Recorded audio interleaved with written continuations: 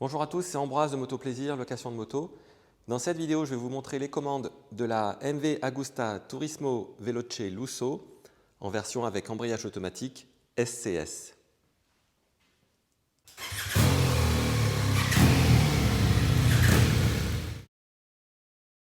Donc cette MV Agusta est une Turismo Veloce Lusso en modèle 2022. Ça signifie qu'elle a une nouvelle interface.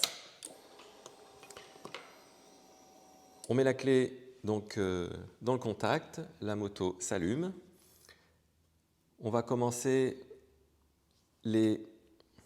par regarder les commandes côté gauche. Ici, on a la commande d'appel de phare. On la pousse vers l'avant pour les pleins phares. Ce bouton va vous permettre d'accéder aux différents menus en poussant vers la droite ou vers la gauche.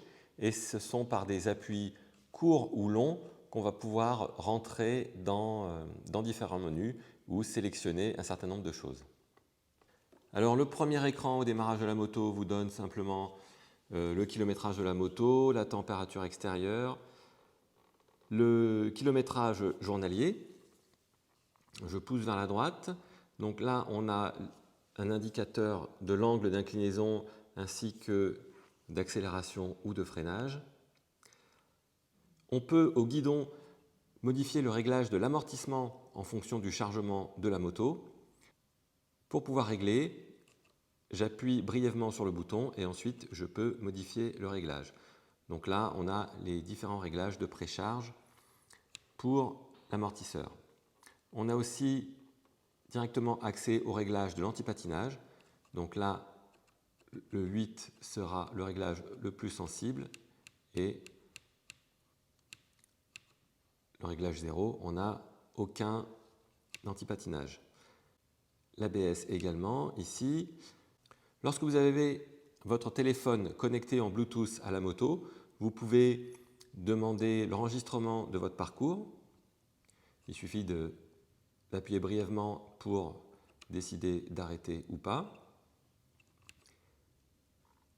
Toujours lorsque votre téléphone est connecté à la moto, vous pouvez donc commander la musique. Il faudra, pour l'écouter, bien sûr, connecter un casque Bluetooth.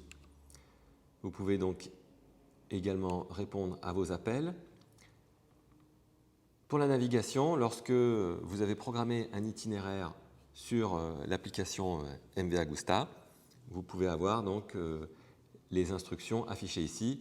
En revanche, vous n'aurez pas de carte affichée.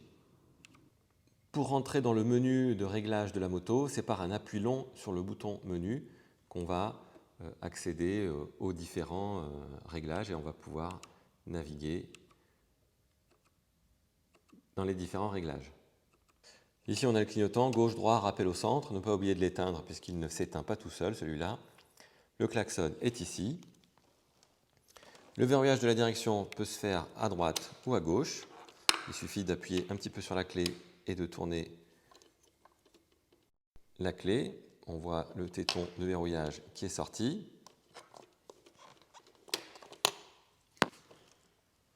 On a de chaque côté deux petits compartiments qui permettront de ranger un ticket de péage ou une carte bancaire. Ici, nous avons deux prises USB qui permettent d'alimenter un téléphone par exemple ou un GPS. Le réglage de la bulle se fait très facilement ici. Il suffit de pincer la commande ici et on peut du coup très facilement régler la hauteur. Ce bouton ici côté droit vous permet de commander les feux de jour qu'on peut laisser en automatique ou les forcer en mode manuel. Ici nous avons le régulateur de vitesse et le limiteur de vitesse. Ce bouton vous permet de démarrer la moto ou de couper la moto et également, lorsque la moto a démarré, c'est en appuyant ici qu'on va pouvoir changer les différents modes de conduite. La trappe à essence s'ouvre avec la clé, rien de particulier à signaler de ce point de vue-là.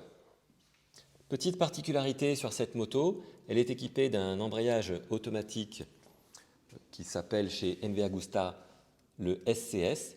Donc c'est un embrayage centrifuge on dispose quand même d'un levier d'embrayage. Donc on peut utiliser la moto tout à fait normalement avec l'embrayage, mais en dehors de ça, on peut s'en passer complètement. On peut enclencher la première sans avoir à débrayer et on démarre comme ça sans toucher à l'embrayage. Toutes les vitesses peuvent se passer au shifter et donc ça permet de soulager le poignet. Étant donné que l'embrayage est centrifuge, même en stationnement, avec une vitesse engagée, la moto n'est pas immobilisée. C'est pourquoi il y a un levier ici qui sert de frein de stationnement. On le baisse donc avec son pied. Et lorsqu'on veut le déverrouiller, il suffit d'appuyer sur la pédale de frein arrière, pour déverrouiller le levier. On a vu que le réglage de l'amortissement pouvait se faire au guidon en fonction du poids embarqué sur la moto. Et ici, on dispose d'une molette pour le réglage de la précharge de la moto. On a également ici une prise 12 volts et une autre située ici, côté droit, vers l'avant. Nous avons deux clés qui sont fournies avec la moto. La première, celle de la moto, vous permet également d'ouvrir les deux valises latérales. Alors, il y a un crochet ici au centre de la valise et un autre sur l'avant. Et pour ouvrir complètement la valise, donc là elle est simplement dans une position déverrouillée, intermédiaire, et on peut donc ouvrir la valise. Pour refermer la valise, il faut bien repousser ce levier-là et s'assurer que le voyant rouge ici a bien disparu au niveau de l'avant de la valise. Cette autre clé sert à déverrouiller le top case. C'est un top case JV classique, même s'il est badgé MV Agusta. On appuie sur le bouton rouge pour ouvrir le couvercle. On accède sous la selle côté gauche avec la clé de la moto dans cette serrure-là. Et sous la selle, donc une fois qu'on a soulevé l'arrière, on tire la selle vers l'avant. On trouve deux clés Allen qui vont vous permettre de retirer certaines vis, dont notamment celle qui est ici, qui s'enlève d'un quart de tour et qui vous permet d'accéder à la batterie. Voilà, c'était la présentation des commandes de la MV Agusta Turismo Veloce Lusso en version SCS modèle 2022. Merci encore pour votre attention. Il me reste à vous souhaiter bonne route. Merci, à bientôt.